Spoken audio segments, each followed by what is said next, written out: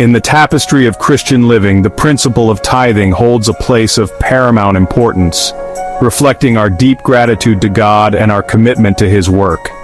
As Seventh-day Adventists, we believe that tithing is not merely a financial obligation, but a spiritual discipline that draws us closer to our Creator. Through this act of returning a portion of our income to God, we acknowledge His ownership and express our dependence on His blessings. Tithing, derived from the Old English word teogoda, meaning a tenth, involves setting aside 10% of our increase as a sacred offering to the Lord. This practice, rooted in the very fabric of Scripture, has been observed by God's people for millennia as a tangible testament to their faith and obedience. As we delve into the depths of this principle, we will uncover its profound significance and the abundant blessings it unlocks in the lives of those who faithfully adhere to it. The Bible provides clear instructions regarding tithing, beginning with the patriarchs long before the establishment of the Israelite nation. In Genesis chapter 14, verse 20, we read that Abram, the father of faith, gave him Melchizedek tithes of all.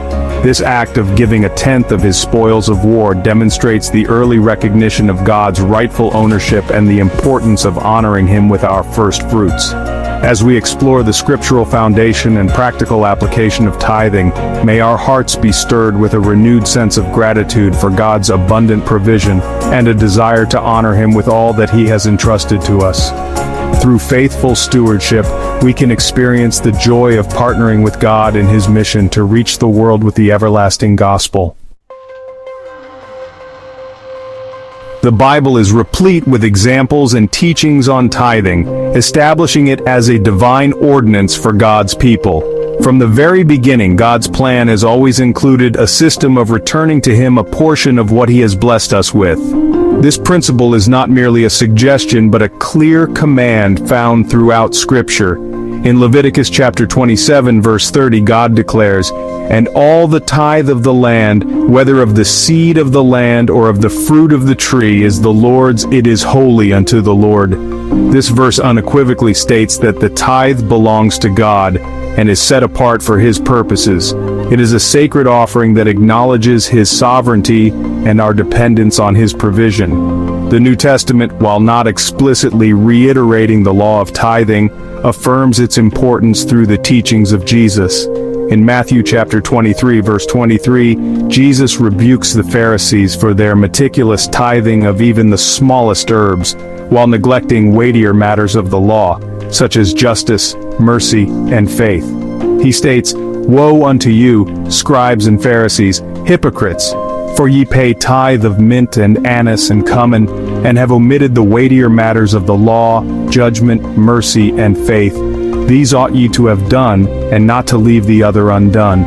Here, Jesus acknowledges the continued relevance of tithing, even as He emphasizes the importance of a holistic approach to righteousness that encompasses both outward observance and inward transformation.